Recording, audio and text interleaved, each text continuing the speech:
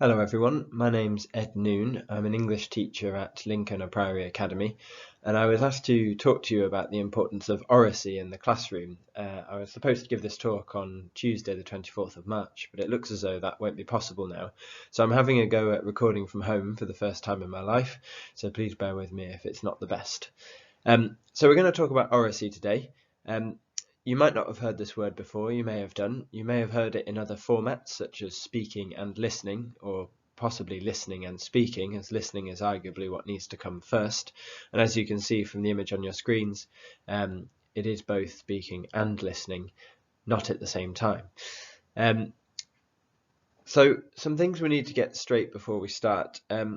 We need to understand that the ability to speak eloquently, articulate ideas and thoughts, influence others through talking, collaborate with other people, and have the confidence to express your views are all valid skills that support success in your learning and in your life in general. Our ability to use speech and to express our thoughts and communicate with others is one of the qualities that makes us innately human. And so while no one would ever question the need to teach a child to read, all too often it's assumed that speaking is something that children will just pick up, because all children exposed to language will ultimately end up being able to speak, but will they be able to articulate themselves well? So not all children will just be able to pick it up. Now, the cognitive benefits of oracy are reflected in all the evidence that quality classroom talk has a measurable impact on academic attainment. The benefits include greater retention of subject knowledge, vocabulary acquisition, reasoning skills, and it's not merely confined to subjects traditionally associated with speaking and listening, such as the humanities and the arts, but for science and mathematics too. The benefits of oracy teaching extend beyond the classroom, supporting the development of confidence and self-esteem, and it creates a space in which students can express themselves and know that these ideas will be listened to and valued, and that sends a powerful message to the young people that you teach. So what exactly is oracy?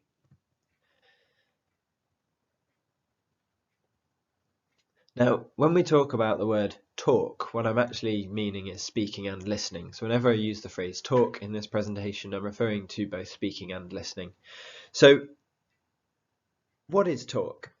Well, we learn through talk in all of our lessons. Nearly every teacher will require students to talk to them or to each other within a lesson.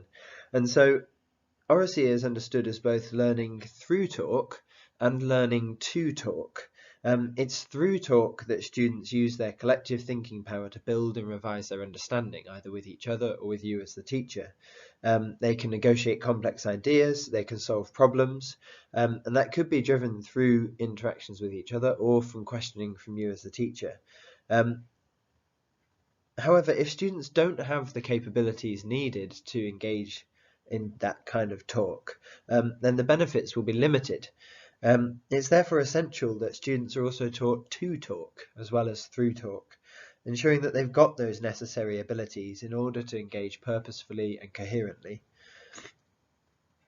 Now, oracy captures the balance between those two things. So when you have learning to talk at the same time as learning through talk, that's when you achieve oracy. Okay, so students will be getting more from their involvement in your classrooms, not just by learning through talk, but by being explicitly taught how to talk and how to listen, so that they get the most out of those discussions that are taking place. Now, Voice 21, who informed a lot of my thinking about oracy, have 4 strands, and the first of those is physical. We need to make sure that we support students in finding their voice, both physically and metaphorically, and that includes the fluency and pace of speaking, the tonal variation of the voice, clarity of pronunciation of words, and voice projection, so that they are audible and clear. It also involves body language. Your gestures and your posture, and your facial expressions and eye contact as well are really, really important. The second of those strands is linguistic, mainly vocabulary. Students need to be able to know and make the correct vocabulary choices to get across the point they're trying to make. Language is also really important, both the register being used and their understanding and mastery of grammar, so that they are coherent and articulate and understood by their peers and by you, their teacher.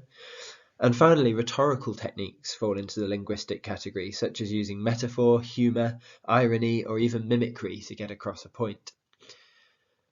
The third of the 4 strands is cognitive. Now this involves 4 areas. Firstly, content, the choice of which content to convey meaning and intention. So what's relevant and what will get their point across. But also building on the views of others, being able to link and build ideas is part of the cognitive process of talk. Secondly, students need to think about structure. Teachers need to teach students to structure their talk, to organise their points and to make sure that they have a clear start, middle and end. Thirdly, in the cognitive strand, students need to be able to clarify and summarise. They need to be able to seek information through questioning and clarify what they understand through questioning. And they need to be able to summarise what they have heard others say to clarify their own understanding. And finally, in the cognitive section of the 4 strands, students need to be taught reasoning, how to give reasons to support their views, and how to think critically, examining the ideas and views of others and responding to them accordingly. The final of the 4 strands is social and emotional. Students need to learn to work with others, which involves turn-taking and guiding and managing interactions, and this needs to be explicitly taught. Young people don't naturally know this.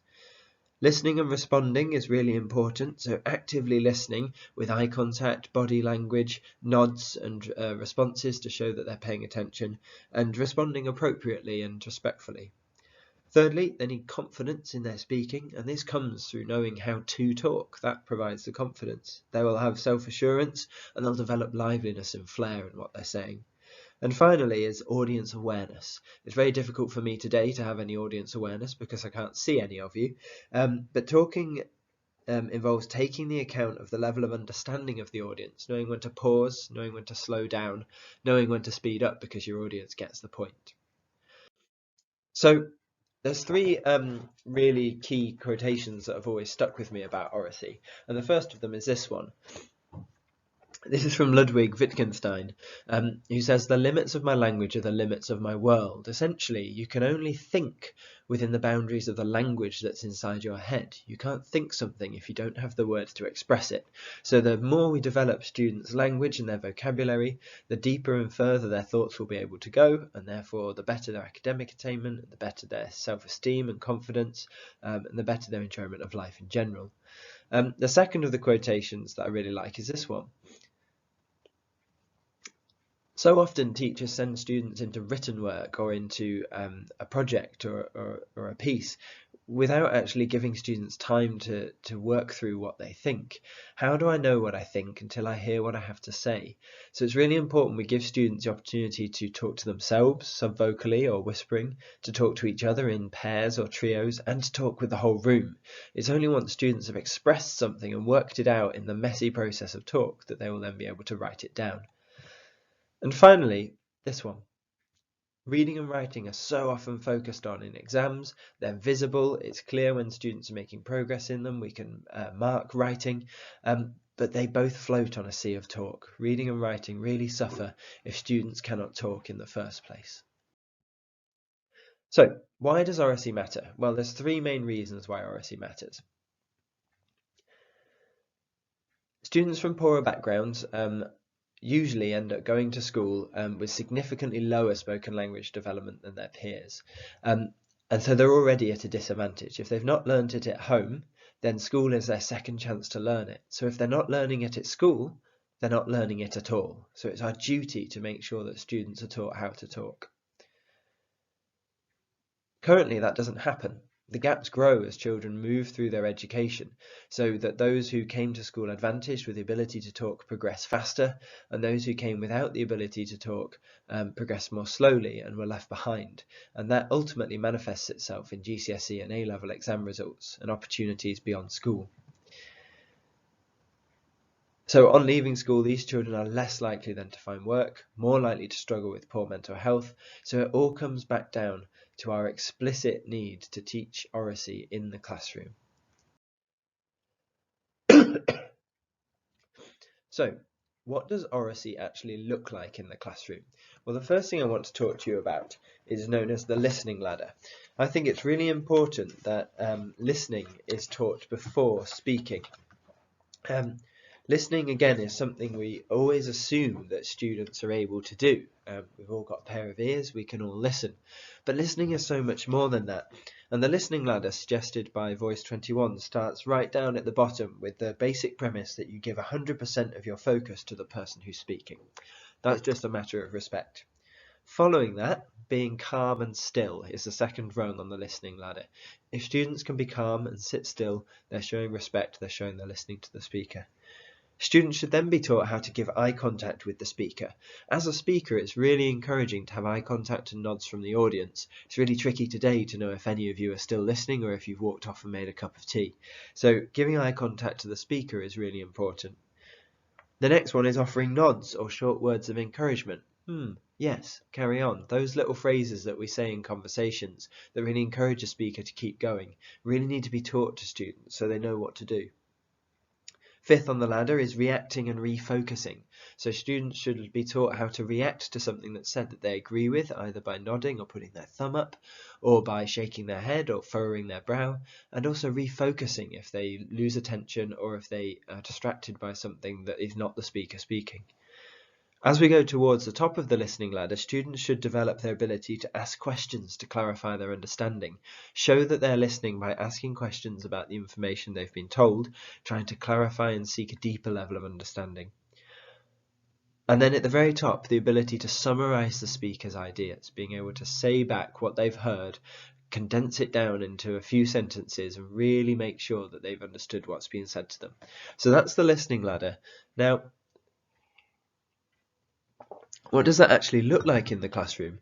Well, it takes time. You need to sit down with students and work on these step by step. Some schools have a listening ladder on the wall and they take their class up the listening ladder together so they don't move up a rung until everyone has mastered the rung before. For our school, it's within our behaviour expectations that students do these things as a norm, and we give students reminders and encouragement and praise them for following them. It just sets a really great culture so that other people can then feel safe and comfortable with talk. Next is the four strands that I mentioned at the start of this presentation: physical, linguistic, cognitive, and social and emotional. It's really helpful for students to see their progress with talk, so you can give students specific feedback about how they are speaking. So when a student gives an answer in a lesson or speaks to their peer, don't just give feedback on what they've said, but give feedback on the way that they've said it. Physically, were they audible? Did they use gestures? Linguistically, did they pick the right vocabulary? Did they make themselves clear? Cognitively, did they pick information that was relevant? Did they respond to their audience? And social and emotional, did they take turns in their discussion? Did they listen to what others were saying and respond accordingly? So give students specific feedback to help them develop their ability to talk so that their learning through talk is improved even further. This can be done with an assessment framework formally, or it can be done informally in the way that you converse with your students in your lessons. The third one then is talk types. There's lots of different types of talk. Right now I'm giving a presentation which is quite formal, and not all students will feel comfortable with doing that. It may take time. At the other end of the spectrum, there's the subvocal talk that all students should do in their heads. I often give my students time in the lesson just to think and to listen to that voice in their heads. Paired talk is also really powerful because it gives students a chance to try out ideas and rehearse them before they share them with the class. Knowing that someone else shares the same idea as you, or you've developed one together, makes it much less daunting to share it with the rest of the class.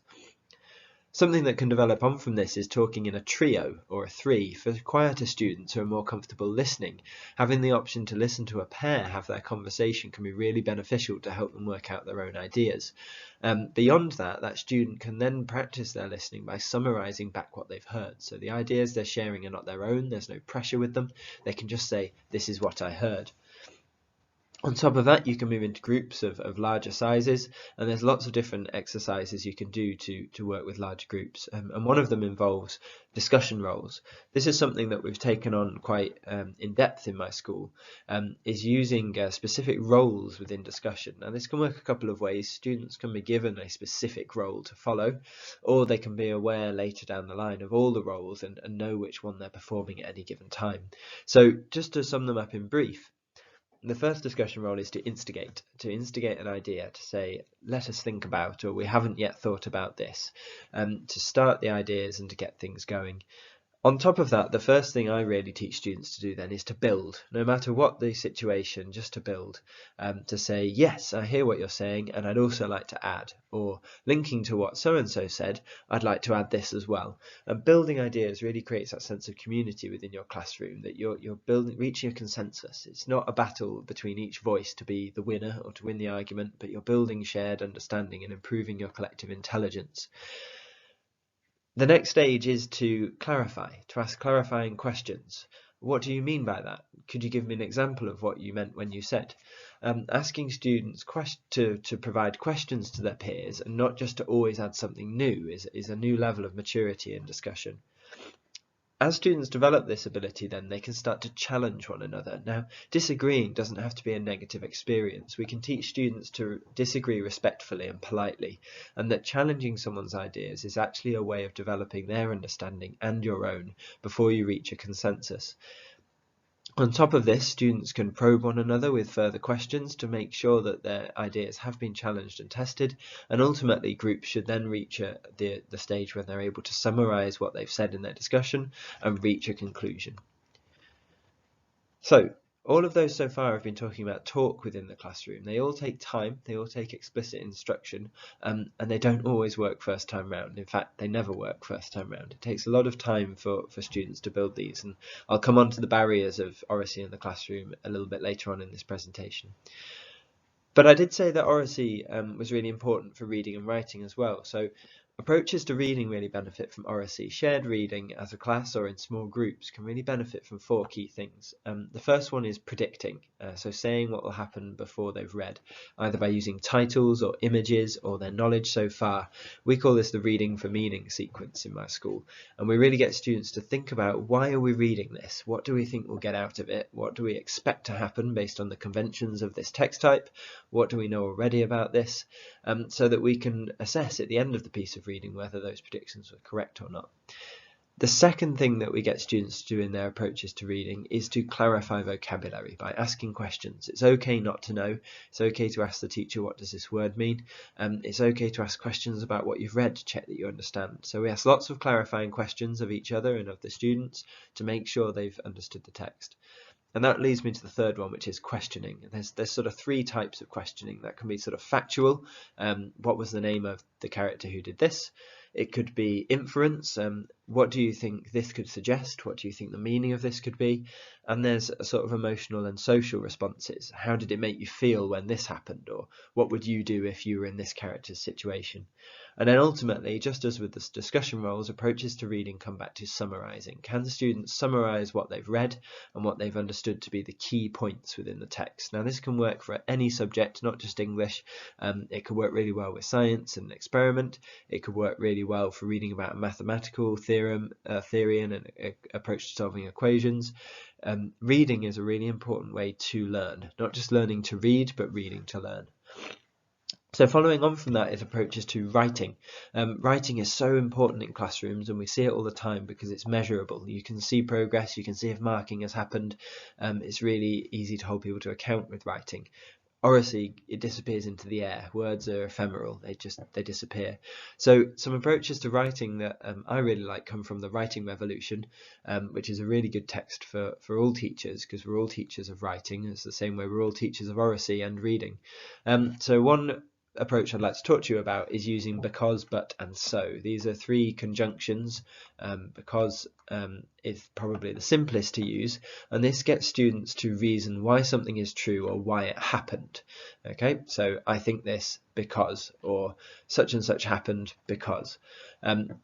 It's essentially an answer to a why question, and this can be done verbally to get students to think critically about why something happened or why it's true.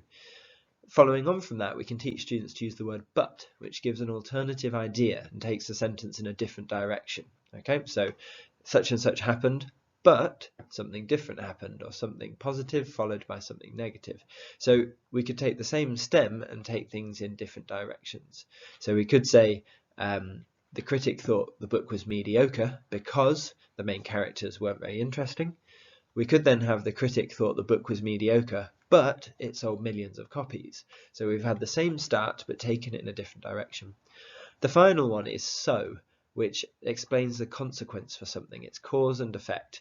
The critic thought the book was mediocre, so they recommended people didn't buy it. The effect was they recommended people didn't buy it. The cause was that they thought it was mediocre. So by using these three words, students can think really deeply and critically about the knowledge they already have. And by doing this verbally first, coming into writing, students feel so much more confident. The final Oracy aspect in the classroom I'd like to talk about is using dual coding theory. A big inspiration of mine in recent years has been Oliver Caviglioli, who talks about the two channels through which we learn, the visual channel and the auditory channel. And so getting students to sketch map or draw sketch diagrams of the information they're learning and then narrate it and explain it back to one another is a really powerful process for making sure students can understand what they've learned and can articulate it and therefore recall it more easily from their memory. So essentially we need to think about disciplinary literacy. Knowing your subject doesn't just mean knowing the subject, it means knowing the language of that subject. Biology is not just plants and animals, it's the special language employed to speak about plants and animals. Every subject is the language of that subject. And if students can't access that language, they cannot access your subject. So, what are some of the barriers and how can we overcome them? Firstly, school culture. Now, you've all been working in schools this year. You'll understand how important a school culture is to making things work. It's a challenge to try anything in your classroom as an individual teacher, but to try and make something work across a whole school is a bigger challenge. However, doing something across a whole school can also make things much easier for you in your individual classroom. If students are familiar with Oracy practices in science and history and English and maths, when they come to do it in your classroom, then it will be much easier for you. So something to try and do is to influence your school leaders to value Oracy on the same level as reading and writing so that it's easier for you in your classroom. If the culture is of talking is always bad or that talking is just idle and never purposeful, then you'll really struggle to embed Oracy in your classroom. So to overcome this, you need to make sure you're working with people who are above you, or if you are a leader in a school, working with people around you and people who work for you to make sure that the culture of your school is conducive to purposeful and successful talk. The second one of these is the complex lives of young people. There are peer hierarchies. We'd love it if all students came into our classroom on a level, but unfortunately they don't. They live on different levels. There's the cool kids, there's the uncool kids, there's the loud kids, there's the quiet kids. And so for some, Oracy will be brilliant. They'll absolutely love it and they'll dominate. And for others, they'll find it the most terrifying thing in the world. And we need to support all students to find a balance when it comes to Oracy. And we need to try and get rid of those social pressures, get rid of the risk of failure and the sort of fear of humiliation, and do our absolute best to overcome those peer hierarchies that will exist outside the classroom. But inside the classroom, we can set the weather, we can create the climate for those students. The third one is that progress is not visible. So for leaders in your school, they may think that Oracy doesn't matter or that we shouldn't do it because we can't see it. In GCSE English examinations now, the speaking and listening component is worth 0%. So people think therefore it doesn't matter. However, Oracy is an investment. The progress may not be visible in the talk itself, but you will be able to see it in the reading and writing abilities of your students and in their characters themselves. You'll see students change visibly in front of you if you practice Oracy really well. The fourth one is that it's slow to embed. It takes time. You can't just do one lesson, putting up some Oracy rules and then expect it to happen. It's constant practice, explicit instruction, modelling, remodelling, correcting, scaffolding, support, praise, all those sorts of things. And it takes weeks and months and years for students to really get the hang of it. So if you're in it, you're in it for the long haul. The fifth one is lack of teacher confidence. It's scary. It's quite scary for me today giving a presentation like this for the first time. When we've never done something before, we're not sure of ourselves and we often struggle with feeling like an imposter, like we don't belong or we shouldn't be doing it or it might not work. And when we do have those setbacks, the temptation might be just to give up and it's never going to work. But trust me, if you keep persevering with Oracy, keep it simple, take it a step at a time, you can make it work in your classroom and you will feel the benefits. Penultimately then is behaviour concerns. Lots of teachers worry about the behaviour of their students and that, oh, I won't be able to do that with those students, they'll never be able to do that. Well, trust me, if you give students the opportunity and you explicitly teach them Oracy protocols and guidelines and rules, they will impress you, and you'll find actually that for some of your students you thought would be least capable of this, it will actually be the making of them, and it will bring them out of their shelf, or it will calm them down and make them more respectful. Behaviour obviously links to school culture, which was the first one I spoke about on this part of the presentation.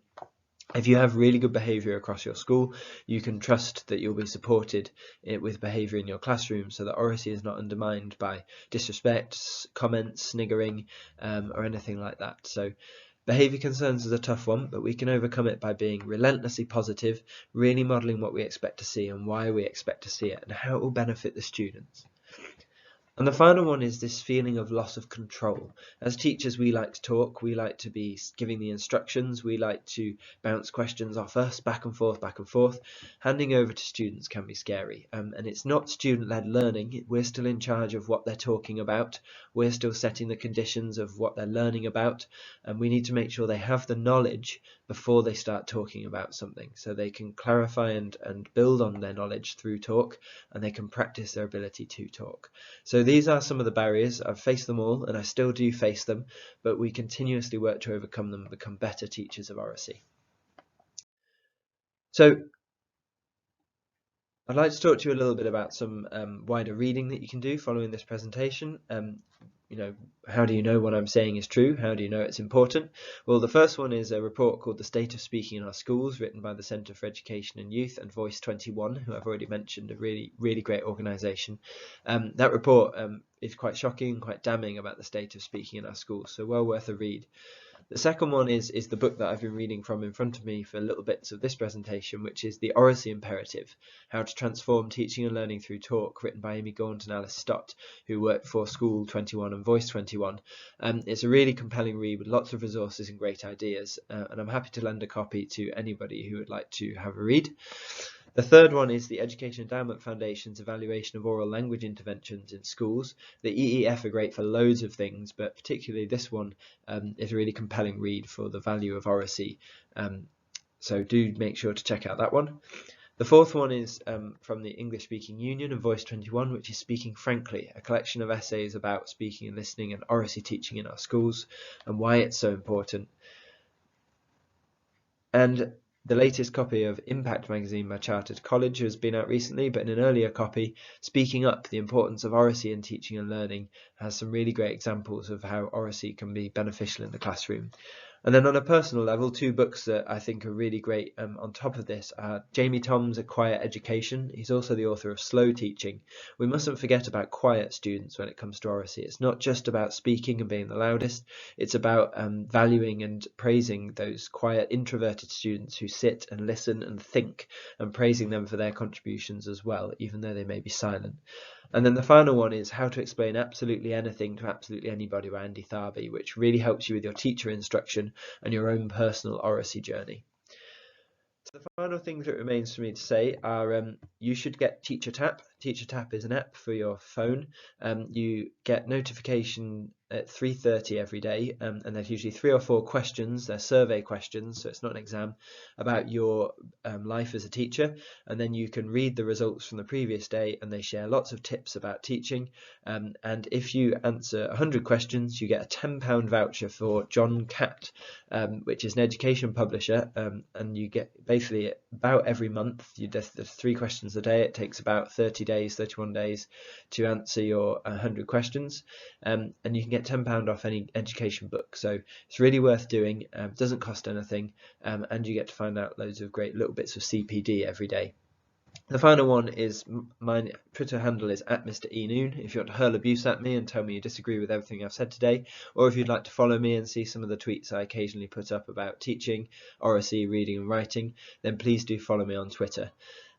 It's been really weird talking to a camera for the past 20-25 minutes or so. I hope you've enjoyed the presentation. If you have any questions, please follow me on Twitter and tweet me or send me a private message, or you can email me.